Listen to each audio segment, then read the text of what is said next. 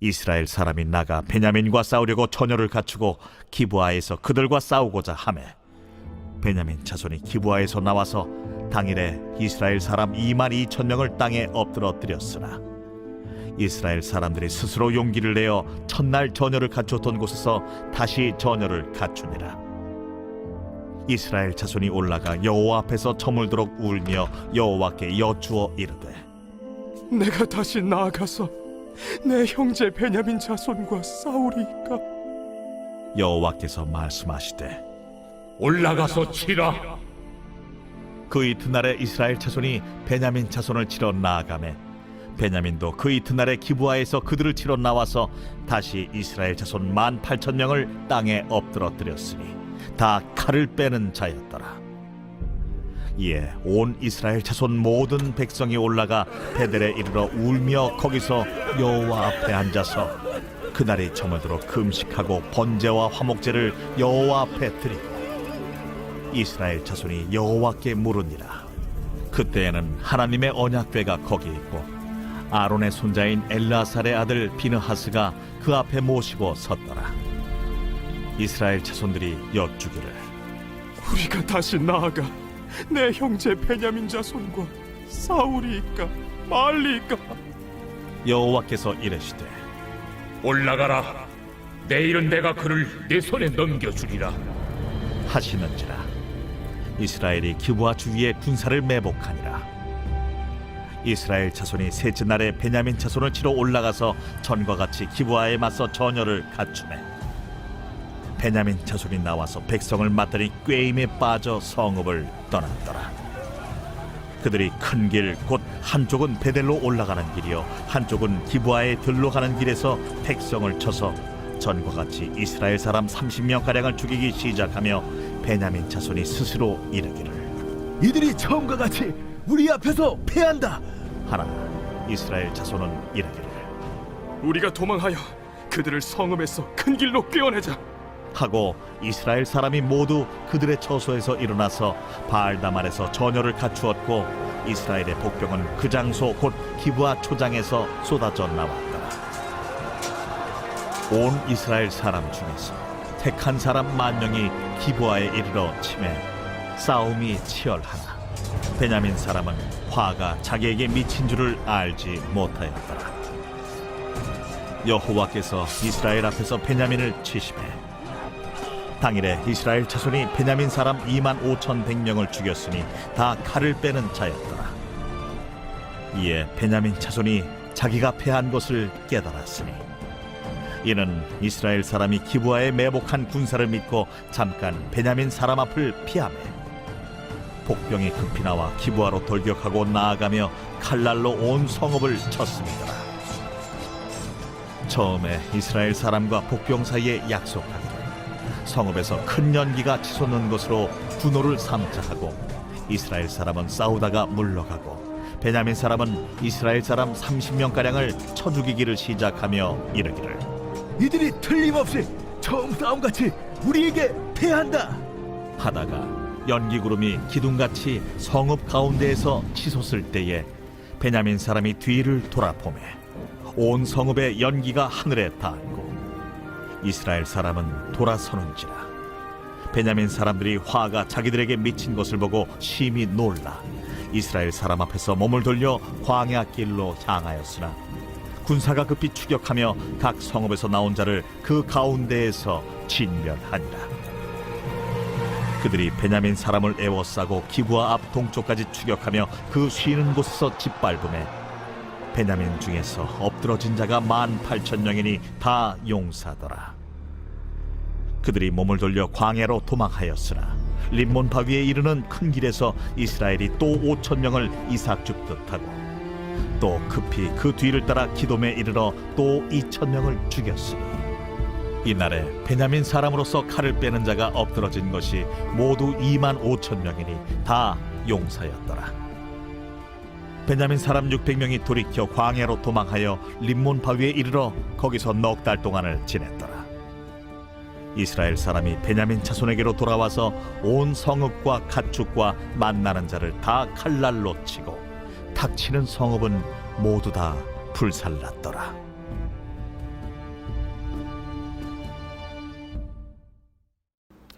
여러분 반갑습니다. 오늘도 큐티로 여는 기막힌 하루입니다. 말씀 사사기 20장 29절부터 48절의 말씀입니다.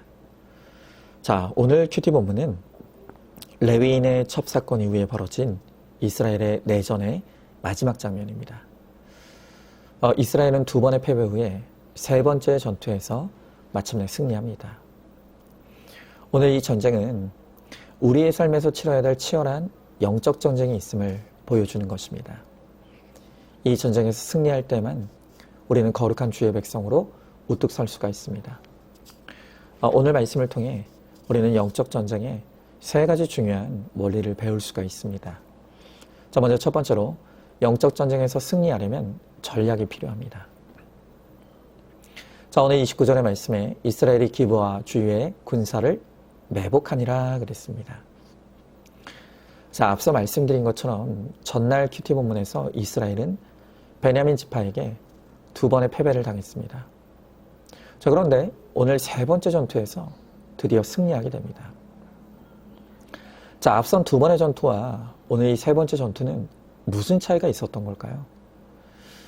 이전의 두 번의 전투와 달리 세 번째 전투에는 하나님이 주신 전술과 전략이 있었다는 것입니다. 이스라엘은 이전에도 하나님께 묻긴 했습니다. 하지만 그것은 단순히 요식 행위였을 뿐이었습니다. 그들은 그저 자신들이 가지고 있는 수적 우위와 무기만 믿고 무작정 덤벼든 것입니다. 그러나 이번에는 하나님께서 주신 지혜로운 전략을 가지고 이 전쟁에 임하였습니다. 그래서 이스라엘은 지금 전처럼 무작정 달려드는 것이 아니라 매복하며 침묵으로 때를 기다리고 있는 것입니다. 여러분, 오늘 우리는 이 모습을 통해서 이 영적 전쟁은 열심만 있다고 승리하는 것이 아니라 하나님이 주시는 거룩한 작전이 반드시 필요하다는 것을 깨닫게 하는 것이죠. 성경은 에베소서 6장 11절에서 이렇게 말씀합니다. 마귀의 괴계를 능히 대적하기 위하여 하나님의 전신갑주를 입으라. 여러분, 영적 전쟁은 무작정 달려드는 싸움이 아닙니다. 날마다 말씀과 기도로 무장하고 공동체와 함께 머리를 맞대고 지혜로운 작전을 세워야 합니다. 손자병법이 있죠. 중국의 유명한 이 군사 작전 병법인데요. 그 손자병법에 보면 장수를 구분할 때 용장, 그러니까 용맹한 장수, 그리고 지장, 지혜로운 장수, 덕장, 덕이 있는 장수, 이 세 가지 장수로 나눌 수 있다고 합니다. 그런데 이 세 장수 중에 가장 하수의 장수가 바로 용장, 그러니까 용감한 장수라고 합니다. 그러면서 그 이유를 손자병법은 설명하기를 용감하기만 하고 지혜가 없고 덕이 없으면 결코 전쟁에서 이길 수 없고 모두를 위험에 빠뜨리게 된다는 것입니다. 자, 우리의 신앙생활도 마찬가지입니다. 우리가 죄와의 싸움에서 승리하고 우리가 구원을 이루려면 말씀과 기도 그리고 공동체를 통해서 하나님이 주시는 지혜를 가지고 싸워야 하는 것입니다. 여러분, 특별히 김양재 목사님은 십자가는 지혜고 지혜는 타이밍이라고 했습니다. 그러니까 구원을 위해서 때로는 기다리고 때로는 침묵해야 될 때가 있다는 것입니다. 매복의 작전이 필요하다는 것입니다. 그러나 정확한 타이밍에 복음을 외칠 때 바로 그때에 구원이 이루어진다는 것이죠. 바로 이러한 거룩한 지혜를 가지고 영적 전쟁에 임하는 사람이 바로 승리할 수 있는 것입니다. 자, 한번 질문해 봅니다. 의욕만 앞서서 조급하고 성급하게 행하다 도리어 이를 그르치진 않았습니까? 구원을 위해 지금 나에게 필요한 전략이 무엇인지를 말씀과 기도로 묻고 공동체와 함께 답을 얻고 있습니까? 자, 두 번째로 하나님이 개입하셔야 승리할 수 있습니다. 자, 오늘 35절 말씀에 여호와께서 이스라엘 앞에서 베냐민을 치심해 당일에 이스라엘 자손이 베냐민 사람 25,100명을 죽였으니 다 칼을 빼는 자였더라 그랬습니다. 자, 이스라엘이 매복을 성공시켰습니다. 그러나 오늘 이 승리의 결정적인 원인은 전략에 있는 것이 아니라 하나님의 적극적인 개입하심에 있는 것입니다. 여러분, 많은 사람들이요, 성공하고자 합니다.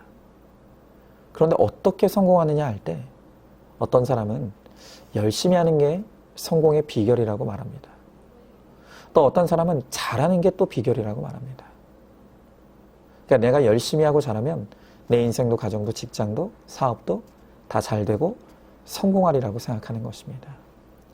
여러분, 그러나 이것이야말로 정말 교만한 생각입니다. 우리가 이렇게 내 힘으로 뭐든지 할 수 있다고 믿기 때문에 하나님은 내가 우상 삼는 그 열심과 능력이 전혀 통하지 않는 완전한 실패의 사건을 허락하셔서 우리의 인생에는 하나님의 개입하시는 은혜가 필요하다는 것을 겸손히 깨닫게 하시는 것입니다. 여러분, 중국의 고사성어 가운데 진인사 대천명이라는 말이 있죠. 이 말의 뜻이 무엇인가 하면 사람이 할 수 있는 최선을 다하고 그 결과는 하늘의 뜻에 맡긴다는 뜻입니다. 여러분, 오늘 이 말은요, 어디에 강조점을 두느냐가 너무 중요합니다. 많은 사람들은 사람의 최선을 강조합니다. 그러면서 하는 말이 내가 최선만 다하면 하늘도 감동하여 나를 돕는다는 것입니다. 여러분, 그러나 이 말의 강조점은 사람의 최선에 있지 않고 하늘의 뜻에 있습니다. 그러니까 아무리 날고 기어도 하나님이 개입하시고 돕지 아니하시면 그 나의 최선은 한낱 쓰레기에 불과할 뿐이라는 것입니다. 여러분, 성경도 우리에게 그것을 말씀하십니다. 잠언서 16장 9절의 말씀에 사람이 마음으로 자기 길을 계획할지라도 그의 걸음을 인도하시는 이는 여호와시니라 그랬습니다. 또 시편 127편 1절 말씀에서 여호와께서 집을 세우지 아니하시면 세우는 자의 수고가 헛되며 여호와께서 성을 지키지 아니하시면 파수꾼에 깨어 있음이 헛되도다 그랬습니다. 하나님이 없는 우리의 열심, 우리의 계획은 모래 위에 쌓은 성과 같아서 결국 허무하게 무너지게 될 뿐입니다. 그러므로 오늘 이스라엘의 전쟁 가운데 개입하셔서 승리케 하신 하나님께서 내 인생에도 내 학업에도 내가 하는 일에도 우리 가정에도 개입하시고 도우셔서 승리케 하시고 모든 영광을 하나님께만 돌리는 우리가 되어지기를 간절히 소망하고 축복합니다. 자, 한번 질문해 봅니다. 열심히 최선을 다했지만 내 뜻대로 되지 않는 일이 있습니까? 그것이 내가 할 수 있다는 교만을 무너뜨리기 위해 하나님이 주신 실패라는 것을 깨닫습니까? 하나님의 개입하심의 은혜가 임하기를 겸손히 구하시기 바랍니다. 자, 세 번째로 승리하려면 죄를 진멸해야 합니다. 자, 오늘 48절의 말씀에 이스라엘 사람이 베냐민 자손에게로 돌아와서 온 성읍과 가축과 만나는 자를 다 칼날로 치고 닥치는 성읍은 모두 다 불살랐더라 그랬습니다. 자, 베냐민 족속은 이 전쟁에 참패를 당하고 도망쳤습니다. 하지만 이스라엘은 끝까지 추격하여 그들을 진멸합니다. 그리고 도시와 가축과 그 성에 남은 모든 사람들을 칼로 치는 것입니다. 여러분, 우리가 인간적으로 보면 이게 너무 잔혹해 보일 수 있습니다. 하지만 이것은 하나님의 거룩함의 표현입니다. 신명기 13장 5절에서 하나님은 명령하시기를 너는 그 악을 내 중에서 제하라고 하십니다. 하나님은요, 죄와는 절대 타협하지 않으십니다. 왜냐하면 죄를 조금이라도 남겨두면 반드시 그것이 더 큰 문제가 되어 돌아오기 때문입니다. 여러분, 우리는 정말 암이라는 말은 듣기만 해도 무섭죠. 암이 발생하면요, 이제 보통 수술로 제거하게 되는데 의사들은 이 암세포를 떼어내는 과정에서 과하다 싶을 정도로 충분한 거리를 두고 주변에 있는 정상 조직도 함께 절제를 한다고 합니다. 제 아내도 지켜보니까 원래는 암세포가 한쪽 갑상선에만 있었지만 그 주변에 있던 조직들도 함께 절제하는 것을 보았습니다. 왜 그렇게 하죠? 그것은 육안으로는 보이지 않지만 암세포가 주변에 조금이라도 남아있으면 그 남은 암세포가 순식간에 퍼져 재발하는 일이 벌어지기 때문에 눈으로 보기에는 정상 조직처럼 보이는 그 조직도 모두 다 도려내 버리는 것입니다. 여러분, 사실 암이 제 아무리 두렵다 하더라도 그것이 우리의 육신은 해야 할지 몰라도 우리의 영혼까지 해하지는 못하죠. 하지만 죄는 다릅니다. 죄는 우리의 육신과 영혼을 완전히 파멸에 이르게 하는 너무나 무서운 우리 영혼의 암덩어리입니다. 그런데 참 우리는 반대로 하죠. 암은 말만 들어도 벌벌 떨면서 죄는 두려워하지 않습니다. 이 정도는 괜찮잖아. 가볍게 여기고 내버려두는 것들이 얼마나 많은지 모릅니다. 그러나 오늘 주님은 작은 죄라도 칼로 치고 불살라 진멸하라고 명령하십니다. 그렇지 않으면 그 죄가 나를 불사르는 불행이 일어나게 됩니다. 그러므로 오늘도 죄와 싸우되 적당히 싸우는 것이 아니라 하나님이 주시는 힘으로 피 흘리기까지 싸워 승리함으로 거룩한 하나님의 백성으로 우뚝 서는 우리 모두가 될 수 있기를 주님의 이름으로 축원합니다.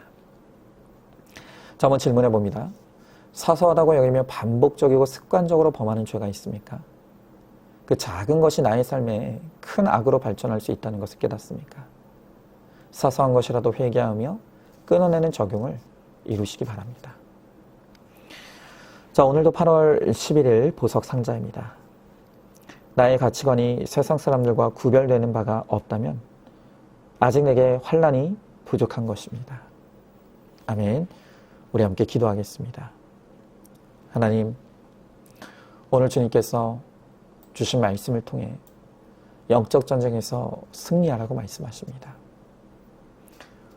우리에게 이 영적 전쟁에서 승리하려면 하나님이 주시는 지혜로운 작전이 필요합니다. 또한 하나님이 개입해 주시는 은혜가 필요합니다.